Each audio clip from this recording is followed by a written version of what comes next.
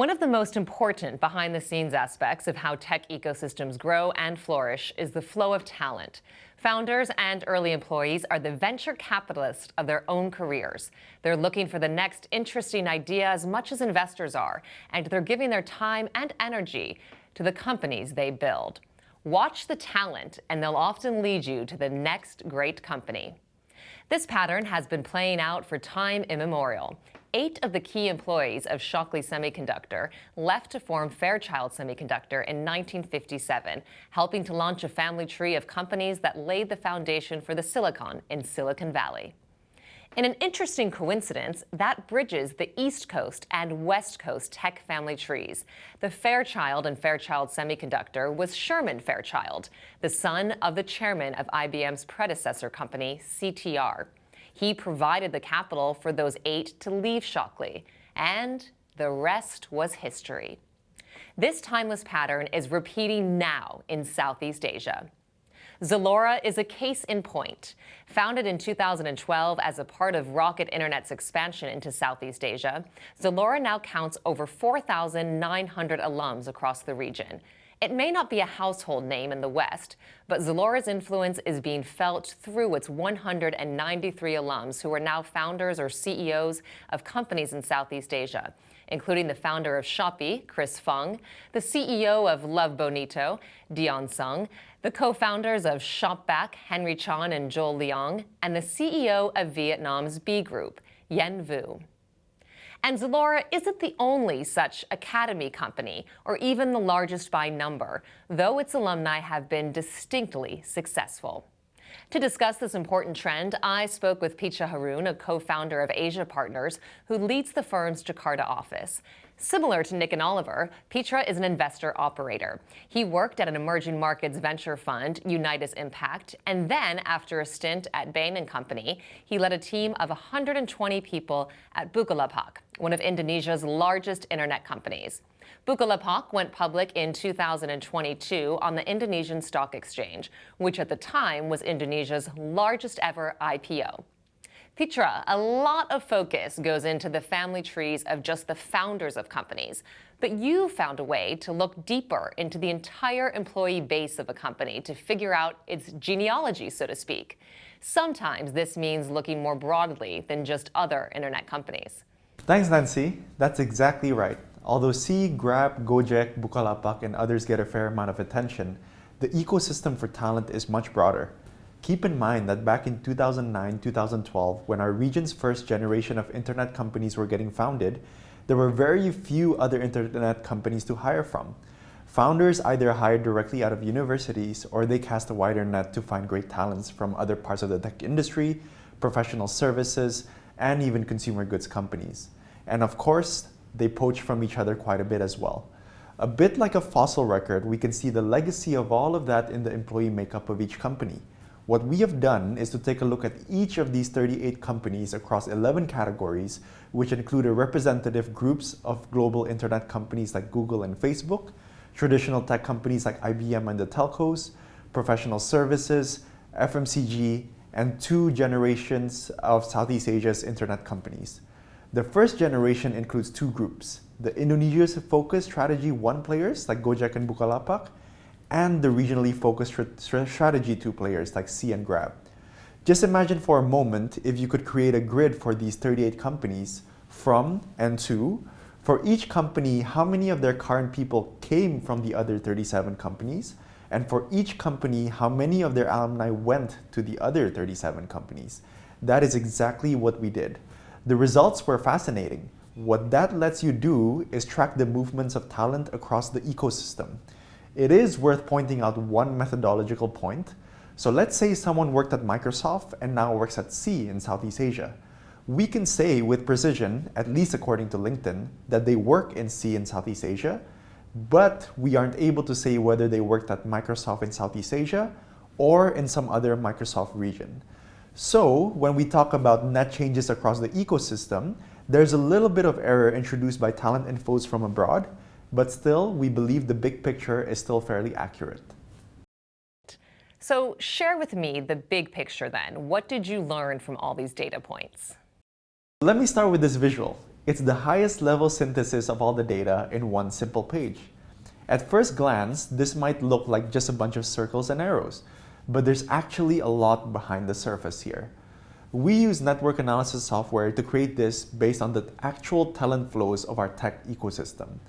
There are 11 circles on this page, corresponding to the 11 categories of talent on the exhibit a few moments ago.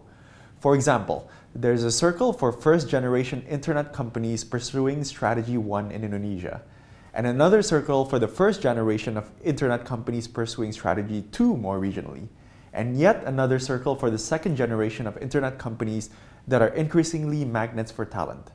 The proximity of one circle to another denotes how similar one category of company is to another in terms of exchanging talent.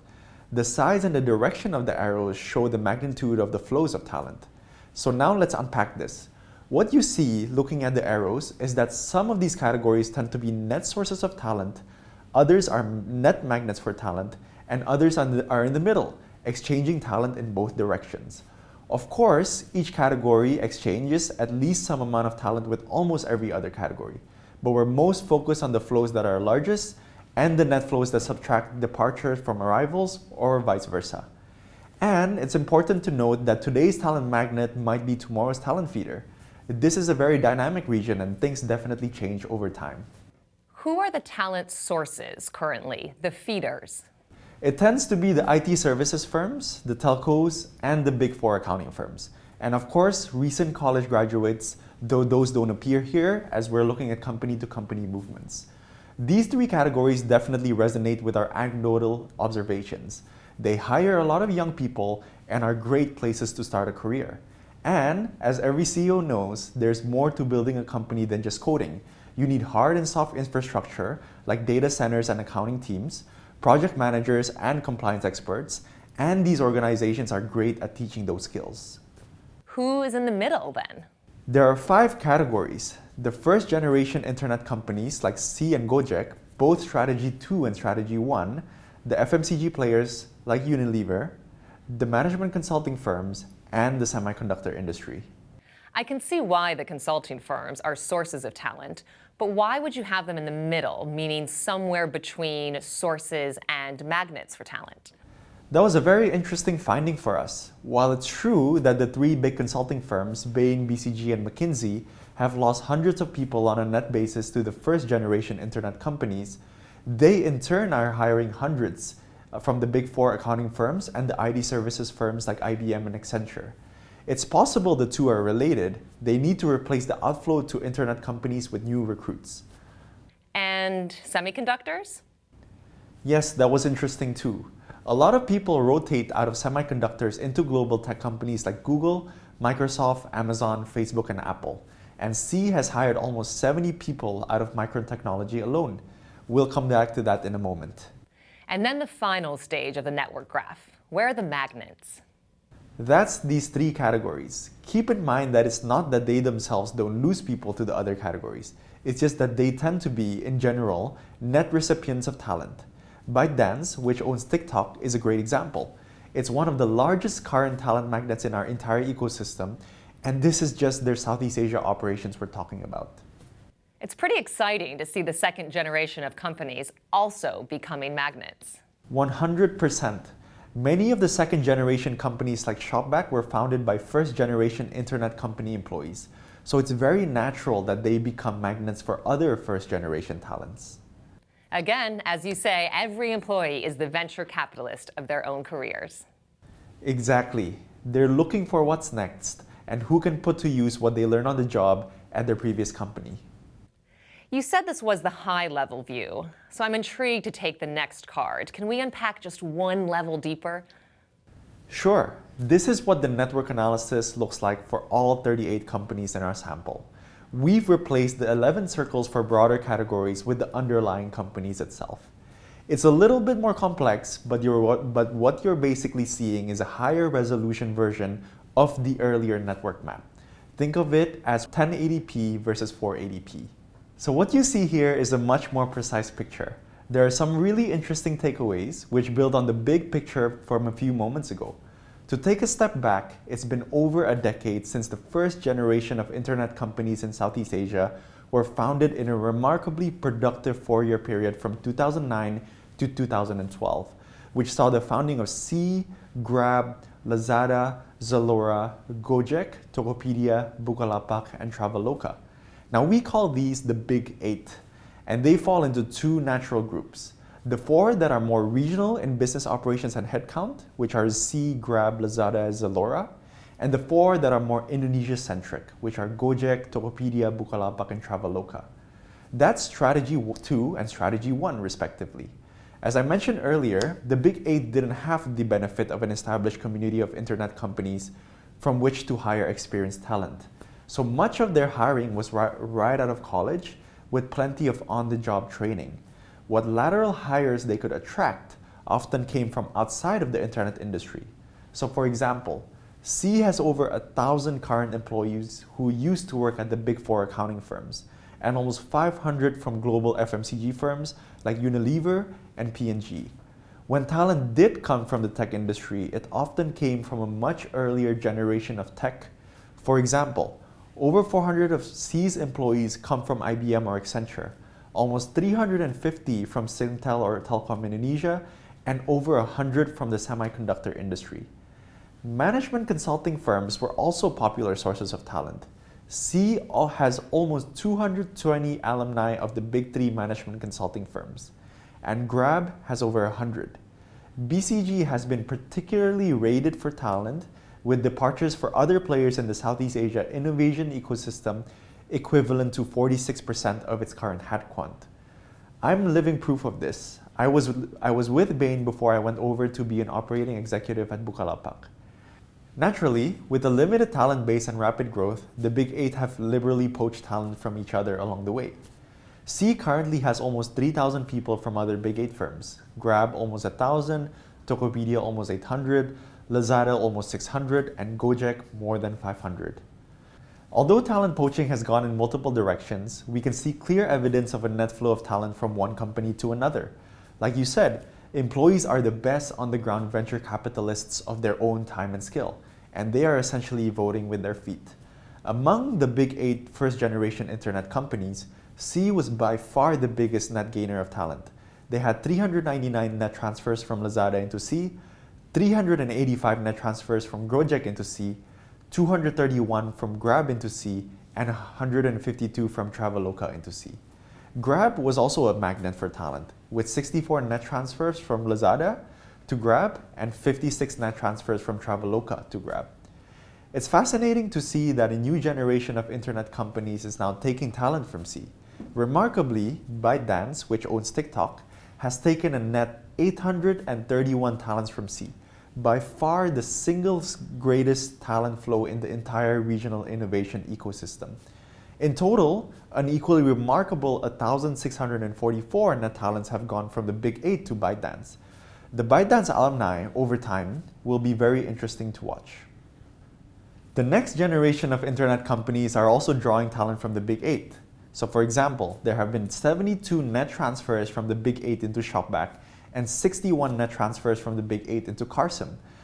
The local offices of major US technology companies such as Google, Microsoft, Amazon, Facebook, Oracle, and Apple do have meaningful talent flows to and from the Big 8. But in general, they are also far more likely to hire from each other or from older generational global tech such as Intel or IBM, than to draw upon the local, on-the-ground expertise of the Big 8 first-generational local internet companies. We believe this is a mistake, or conversely, a source of comparative advantage for the Big 8. That said, the Big 8 are net sources of talent going to the internet companies Google and Facebook and Amazon, but are net recipients of talent from the software companies Microsoft and Oracle. This makes us excited to follow the new generation of software startups founded by Big 8 alumni in the future. But that's a whole other topic of conversation. The global FMCG players have been active recruiters of Big 8 talent. There are over 300 alumni of the Big 8 at Unilever in Southeast Asia, almost 250 at L'Oreal, over 130 at P&G, and over 100 at Nestle. The majority of this is due to e-commerce hiring from brand.com and channel initiatives at these FMCG majors. But not all. So for example, these four companies have hired almost 100 people from Grab and Gojek, which began as ride-sharing companies, but on a net basis, they are still net sources of talent for the Big Eight, having lost a net 448 people.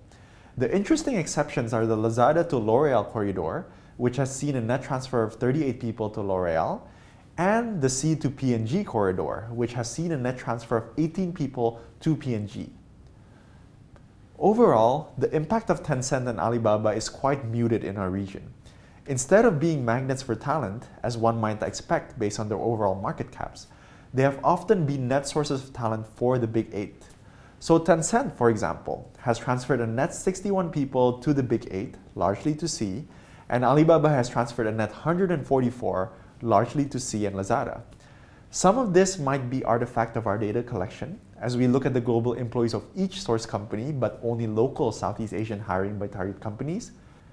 As an aside, it's interesting to see how both the evolution of their business models and the massive poaching from the Big Eight has caused the major consulting firms to evolve their hiring. Bain, BCG, and McKinsey have collectively lost a net 279 people to the Big Eight first-generation internet companies. A small number compared to the net 831 who have gone from C to ByteDance, but large compared to their sizes in Southeast Asia. Perhaps in part to replenish their talent, and in part because their work is increasingly operational and implementation-oriented, the three consulting majors have hired a net 186 people from IBM and Accenture, a net 109 alumni from Unilever, P&G, Nestle, L'Oreal, and a net 317 from the Big Four accounting firms. They, of course, poach from each other as well, with modest net flows from McKinsey and BCG to Bain, and an even smaller net flow from BCG to McKinsey. Singtel and Telkom Indonesia have lost a net 626 people to the Big Eight. The key exception is a tribe of 70 Bukalapak alums who have followed Bukalapak's co-founder to Telkom Indonesia for a net transfer of 20 people to Telkom from Bukalapak. As noted earlier, the Zalora alumni base is hugely influential in Southeast Asia. Part of why is the sheer size of it. There are 4,900 Zalora alums compared to just under 2,500 still with the company today, a 2-to-1 ratio. In contrast, C's ratio is 0.6 times and Grab's is 0.5 times. Zalora alums co-founded Shopee, C's homegrown e-commerce division, Shopback, and Gojek, for example. There will definitely be more in the future. Our homogeneity index looks at the extent to which two companies are similar, looking at the gross bidirectional flows between each relative to their combined current employee size. On that basis, Deloitte and EY are the two most similar companies in our innovation ecosystem, followed by Deloitte and PwC. Looking at the Big Eight, the most similar companies are Lazada and C, followed by Traveloka and Tokopedia, followed by Grab and C. On the other end of the spectrum, the two members of the Big Eight with the least talent overlap are Gojek and Zalora. And this despite the fact that 28% of Zalora's current employees are in Indonesia, and the also relevant fact that one of Gojek's founders was the former MD of Zalora Indonesia. Fascinating. Having this data is almost like a radar system for the entire ecosystem. Exactly. And there's actually one final level of detail we can dig into, which lets us look at each individual company with precision, where their people came from and where they go.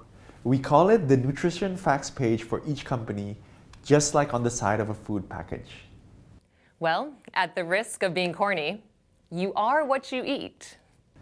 I think that was a true statement and a food pun, all in one. But it's true, companies are what they eat in the sense that they also embrace the culture and best practices and industry expertise of the people that they hire. Let me start with an example everyone will know, Google. It's one of the most ubiquitous internet companies in the world, and they have about 14,000 people in Southeast Asia, according to LinkedIn. The left side of this chart is just like a nutrition facts label. It shows you the ingredients of Google in Southeast Asia. Just under 5% of their people came from other global tech majors, meaning Microsoft, Amazon, Facebook, Oracle, and Apple. In contrast, only 2.4% of their people came from these four homegrown first-gen strategy to internet companies. and less than 0.5% from these 4 homegrown first-gen Strategy 1 companies. Now, on the right side of the page, you see their alumni. LinkedIn says they have 6,100 alumni in the region, and the biggest cluster of them are in the same category, global tech majors. The largest group by number go to Facebook, but almost as many go to ByteDance. Finally, at the bottom, you can see how they're executing their talent strategy from a regional standpoint. Again, keep in mind this is based on what LinkedIn says, and the actual numbers are probably a little bit different, so take this data as directional only. They have about 26% of their people in Singapore, which is about 2 times the ratio a Sea or Grab would have in Singapore. Interestingly, they have a lot of people in Indonesia, which makes sense given that market size. Now let's flip to our region's largest homegrown internet company, Sea. This is again all based on LinkedIn's data. Probably the most interesting thing about the left side of the chart is how few clusters there are. Yes, there's been some hiring from Grab and Lazada, but the inescapable conclusion is that Sea probably had to hire a lot of very young people from college or other early career employees and train them up on the job. The remarkable thing is what's on the right-hand side of the page. 966 people have gone from Sea to ByteDance. That is one of the most interesting single findings of this entire analysis, and it speaks volumes to TikTok's ambitions in e-commerce in our region. Which brings us to ByteDance, which in our region is largely synonymous with the subsidiary TikTok. Look at how different the left-hand side is from Sea. Sea was started in 2009 when there were only the early inklings of an internet talent base. ByteDance is a much more recent arrival to Southeast Asia. And what a difference that makes. Almost 10% of their Southeast Asia employees came from Sea, just under 3% from Grab and Lazada, and interestingly, 5% from Accenture. They're looking for great people from all the categories.